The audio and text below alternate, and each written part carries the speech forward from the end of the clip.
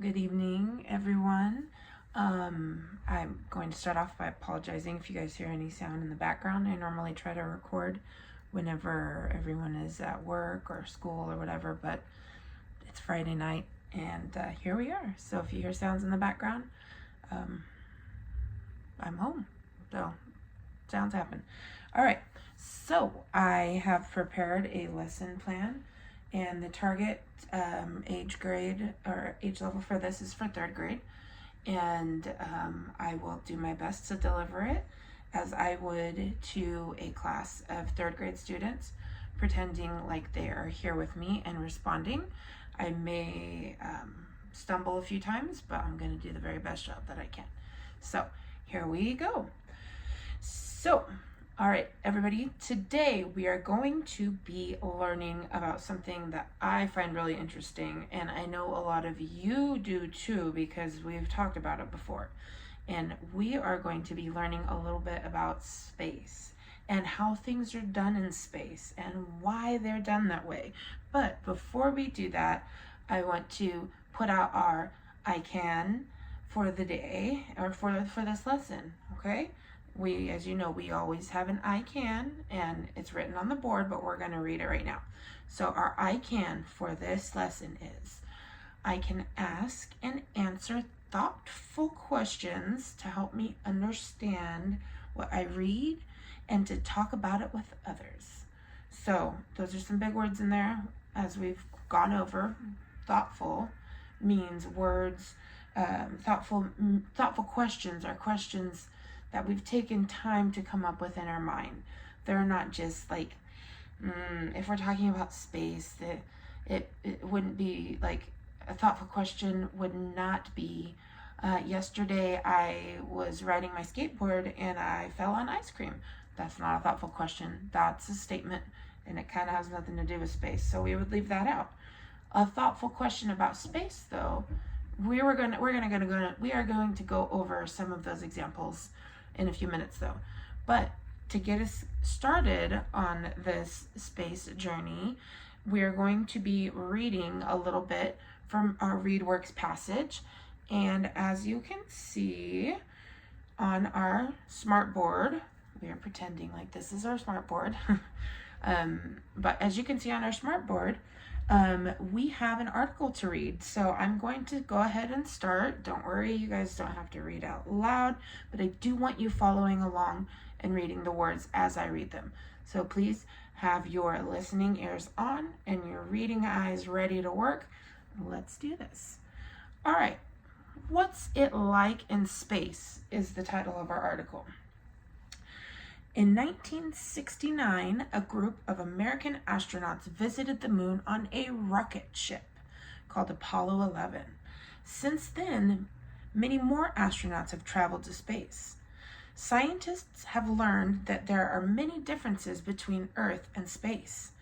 One of the biggest differences has to do with gravity. Does anyone know what gravity is?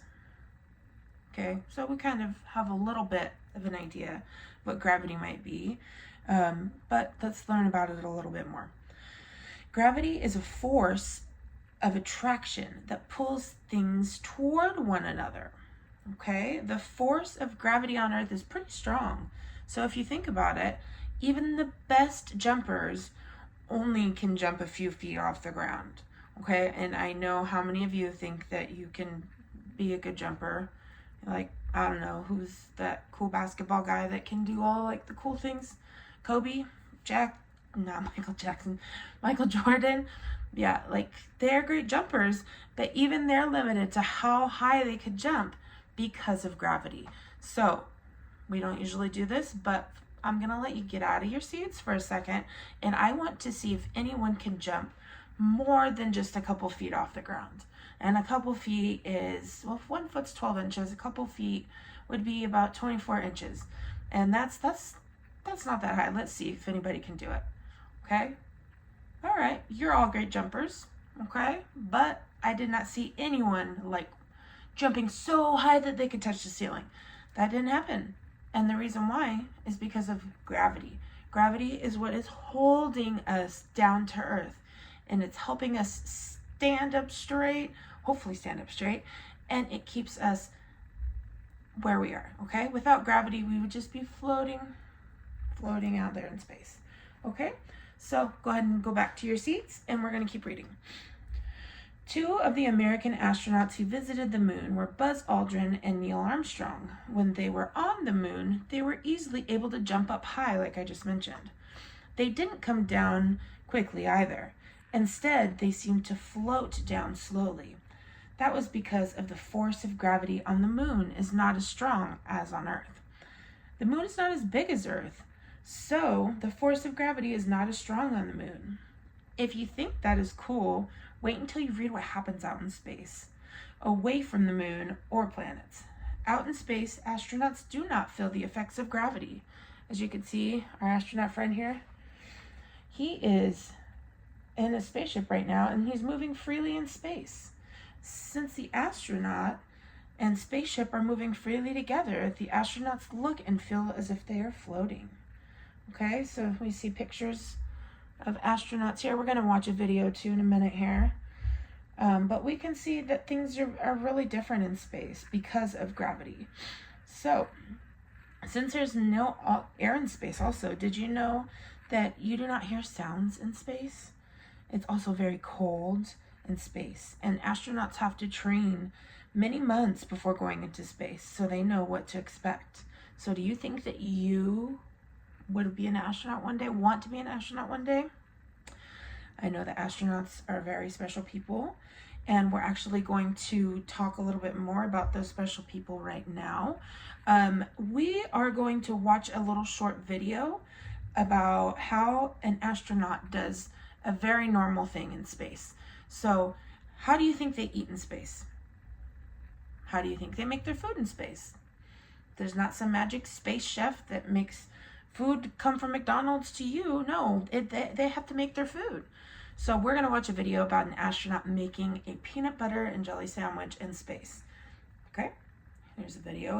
It's actually 1 minute and 37 seconds long, but for the post, I'm going to skip past it. If anyone wants the link, just let me know. I could send it. It's really interesting. Okay, so after watching that video, that was pretty cool, okay?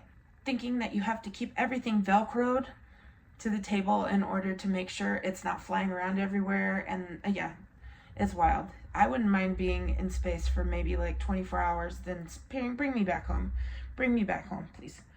Okay, so what we're going to do today, we're going to practice asking questions. If anyone remembers our I can, we are going to go back to that I can, and we're going to learn how to ask thoughtful questions. And we're going to ask thoughtful questions to the people that we are learning about.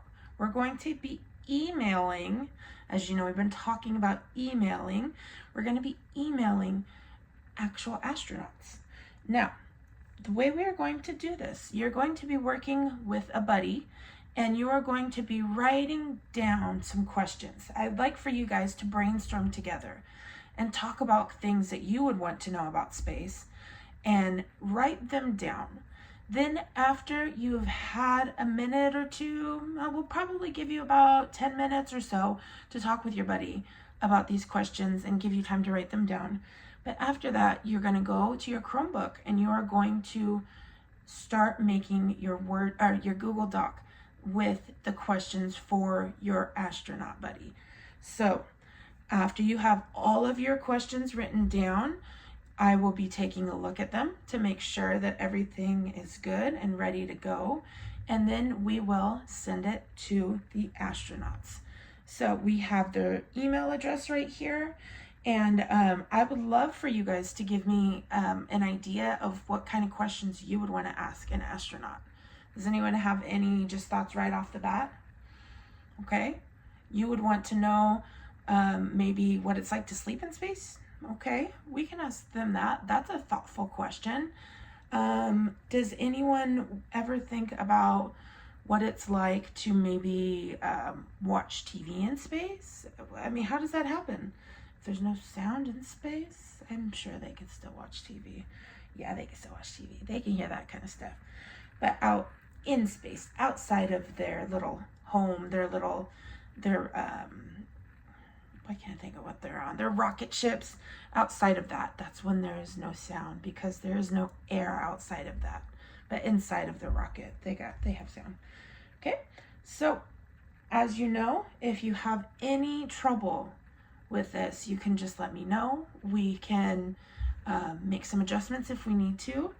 And, you know, the goal is going to be for everyone to ask five of our W questions. Can anybody tell me what my W questions are? Okay, they are who, what, when, where, and why.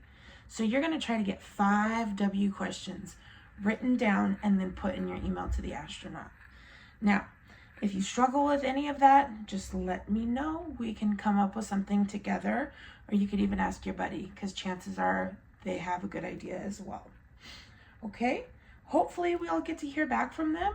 We'll see. I know that they're very busy up there in space. And we are also going to be emailing retired astronauts too. So folks that have been up in space, but now they're back at home. And, you know, we're going to be doing that through the University of Michigan. So that's exciting. Now, instead, as you know, we don't do actual homework on these nights. We are going to have some home talk for the night. And your home talk for the night, we're going to be printing out your emails and giving them to you, and you're going to give them to your parents. Actually, I'd love for you to read your questions, your thoughtful questions, to your parents, okay? So, with all of that being said, let's get started and have fun and do the very best that you can. Let me know if you have any trouble, okay? All right, thank you.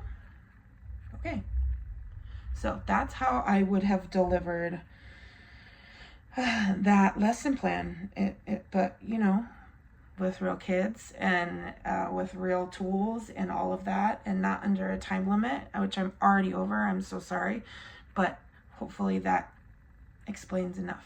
Okay, hope you all have a great week, great weekend, and I will see you all later. Bye.